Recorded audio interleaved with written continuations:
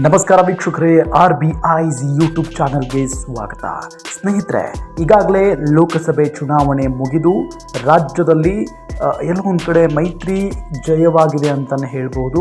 ಜೊತೆಗೆ ಕಾಂಗ್ರೆಸ್ ಬಹಳ ಹೀನಾಯವಾಗಿ ಸೋತ್ಬಿಡ್ತು. ಯಾಕೆ ಅಂತ ಹೇಳಿದರೆ, ರಾಜ್ಯದಲ್ಲಿ ವಿಧಾನಸಭಾ ಚುನಾವಣೆ ಸಂದರ್ಭದಲ್ಲಿ ಕಾಂಗ್ರೆಸ್ ಗೆದ್ದು ಸರ್ಕಾರವನ್ನು ರಚನೆ ಮಾಡಿದೆ. ಹಾಗಾಗಿ ಭಾಳ ನಿರೀಕ್ಷೆ ಇತ್ತು ಕಾಂಗ್ರೆಸ್ ಈ ಬಾರಿ ಗೆಲ್ಲುತ್ತೆ ಅಂತ ಹೇಳಿ.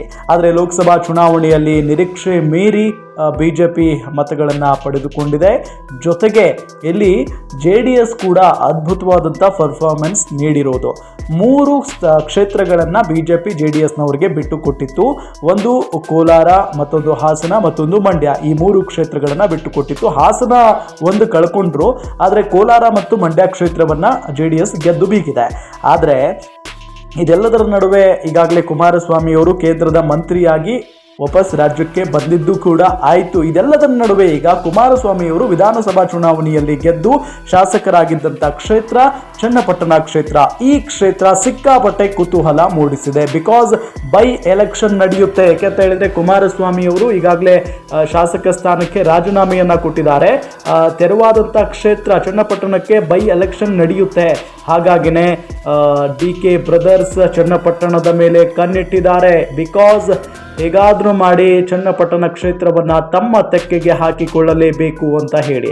ಅದರಲ್ಲೂ ಬೆಂಗಳೂರು ಗ್ರಾಮಾಂತರ ಲೋಕಸಭಾ ಕ್ಷೇತ್ರದಿಂದ ಈ ಬಾರಿ DK ಸುರೇಶ್ ಅವರನ್ನು ಪ್ಲಾನ್ ಮಾಡಿ BJP ಮತ್ತು JDSನವರು ಸೋಲಿಸಿಬಿಟ್ರು. ಡಾಕ್ಟರ್ ಮಂಜುನಾಥ್ ಅವರು ಅಲ್ಲಿ ಗೆದ್ದಾಯಿತು. ಹಾಗಾಗಿನೇ ಆ ದ್ವೇಷ, ಆ ಸೇಡು ಇದ್ದೇ ಇದೆ. ಎಲ್ಲೊಂದು ಕಡೆ JDSನ ಮತಗಳು ಕೂಡ ಅಲ್ಲಿ BJP ಅಭ್ಯರ್ಥಿಗೆ ಹೋಗಿದ್ದು ನಾವು ಗಮನಿಸಿದ್ವಿ. ಅದರಲ್ಲೂ ಡಾಕ್ಟರ್ ಮಂಜುನಾಥ್ ಅವರು ದೇವೇಗೌಡರ ಅಳಿಯ.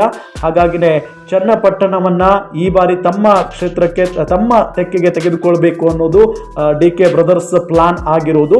ಹಾಗಾಗಿನೇ ಬೈ ಎಲೆಕ್ಷನ್ ನಲ್ಲಿ DK ಸುರೇಶ್ ಅವರನ್ನೇ DK ಶಿವಕುಮಾರ್ ನಿಲ್ಲಿಸಲು ಪ್ಲಾನ್ ಮಾಡ್ತಿದ್ದಾರೆ ಅಂತಾನೆ ಹೇಳಲಾಗ್ತಾ ಇದೆ. ಅಂದ್ರೆ ಚನ್ನಪಟ್ಟಣ ಮಾತ್ರ ಈ ಬಾರಿ ಕುಮಾರಸ್ವಾಮಿ ಅವರ ಹಿಡಿತದಿಂದ ತಮ್ಮ ಹಿಡಿತಕ್ಕೆ ತೆಗೆದುಕೊಳ್ಳಲೇಬೇಕು ಅಂತ ಹೇಳಿ ನಿರ್ಧಾರವನ್ನ ಮಾಡಿದ್ದಾರೆ DK ಬ್ರದರ್ಸ್ ಅನ್ನೋದು ಗೊತ್ತಾಗ್ತಾ ಇದೆ.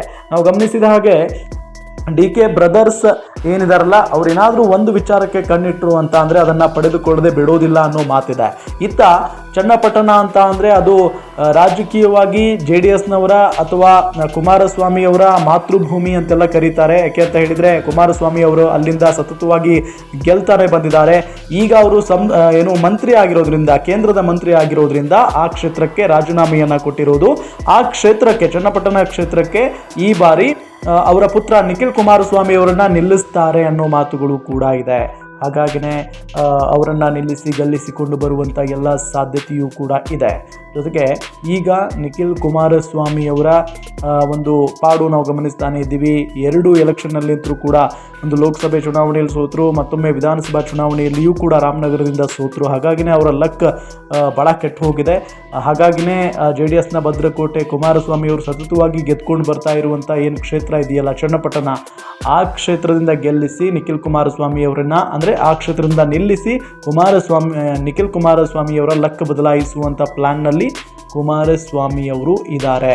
ಇದಕ್ಕೆ DK ಬ್ರದರ್ಸ್ ಅಡ್ಡಗಾಲು ಹಾಕ್ತಾ ಇದ್ದಾರೆ ಅನ್ನೋ ಮಾತುಗಳು ಕೂಡ ಕೇಳಿ ಬರ್ತಾ ಇದೆ. DK ಬ್ರದರ್ಸ್ ಶತಾಯಗತಾಯ ಚನ್ನಪಟ್ಟಣ ಕ್ಷೇತ್ರವನ್ನು ತಮ್ಮ ತೆಕ್ಕೆಗೆ ಹಾಕಿಕೊಳ್ಳಲೇಬೇಕು ಅನ್ನೋ ನಿರ್ಧಾರವನ್ನು ಮಾಡಿದ್ದಾರೆ. ಹಾಗಾಗಿನೇ ಈತ HD ಕುಮಾರಸ್ವಾಮಿ ಅವರ ಫ್ಯಾಮಿಲಿ ಏನಿದೆ, ದೇವೇಗೌಡರಾಗಲಿ, HD ಕುಮಾರಸ್ವಾಮಿಯವರಾಗಲಿ, ನಿಖಿಲ್ ಕುಮಾರಸ್ವಾಮಿಯವರಾಗಲಿ ಬಹಳಷ್ಟು ರಣತಂತ್ರವನ್ನು ಮಾಡ್ತಾ ಇದ್ದಾರೆ ಚನ್ನಪಟ್ಟಣವನ್ನು ಮರುವಶಪಡಿಸಿಕೊಳ್ಳುವ ಸಲುವಾಗಿ. ಹಾಗಾಗಿ ಇನ್ನೇನು ಕೆಲವೇ ದಿನಗಳಲ್ಲಿ ಬೈ ಎಲೆಕ್ಷನ್ ಕೂಡ ಅನೌನ್ಸ್ ಆಗುತ್ತೆ. ನೋಡೋಣ ಕಾಂಗ್ರೆಸ್ನಿಂದ ಯಾರು ಅಭ್ಯರ್ಥಿ ಆಗ್ತಾರೆ, JDSನಿಂದ ಯಾರು ಅಭ್ಯರ್ಥಿ ಆಗ್ತಾರೆ ಅನ್ನೋ ಕುತೂಹಲ ಅಂತೂ ಇದ್ದೇ ಇದೆ. ಆದರೆ ಈಗಾಗಲೇ ಮೇಲ್ನೋಟಕ್ಕೆ ಕಂಡು ಬರ್ತಾ ಇರೋದು DK ಸುರೇಶ್ ಅವರೇ ಕಾಂಗ್ರೆಸ್ನಿಂದ ಸ್ಪರ್ಧೆ ಮಾಡ್ತಾರೆ, ಇನ್ನು JDSನಿಂದ ನಿಖಿಲ್ ಕುಮಾರಸ್ವಾಮಿ ಅವರೇ ಸ್ಪರ್ಧೆ ಮಾಡ್ತಾರೆ ಅಂತ ಕನ್ಫರ್ಮ್ ಆಗ್ತಾ ಇದೆ. ಆದರೆ JDSನಲ್ಲಿ ಏನಾಗಿದೆ ಅಂತ ಅಂದರೆ, ಈಗಾಗಲೇ ಚನ್ನಪಟ್ಟಣ ಅಂತ ಅಂದರೆ ಯೋಗೇಶ್ವರ್ ಅವರು ಕೂಡ ಬರ್ತಾರೆ, CP ಯೋಗೇಶ್ವರ್. ಹಾಗಾಗಿನೇ ಅವರು ಕೂಡ ಪೈಪೋಟಿಯಲ್ಲಿದ್ದಾರೆ. ಯಾಕೆಂತ ಹೇಳಿದರೆ, ಲೋಕಸಭೆ ಚುನಾವಣೆಯಲ್ಲಿ ನಿಮಗೆ ಸಪೋರ್ಟ್ ಮಾಡಿದ್ದೀವಿ, ಈಗ ನಮಗೆ ಚನ್ನಪಟ್ಟಣವನ್ನು ಬಿಟ್ಕೊಡಿ, ನಾನು ನಿಲ್ತೀನಿ ಅಂತ ಕೇಳ್ತಿದ್ದಾರಂತೆ. ಗೊತ್ತಿಲ್ಲ, ನೋಡೋಣ ಏನಾಗುತ್ತೆ ಅಂತ ಹೇಳಿ. ಆದರೆ ಚನ್ನಪಟ್ಟಣದ ಮತದಾರರು ಈ ಬಾರಿ ಯಾರು ಕೈ ಹಿಡಿತಾರೆ ಅನ್ನೋ ಕುತೂಹಲ ಇದೆ. ನೀವು ಕೂಡ ಕಮೆಂಟ್ ಮಾಡಬಹುದು, ಯಾರು ಗೆಲ್ಲಬಹುದು, DK brothers versus HDK family.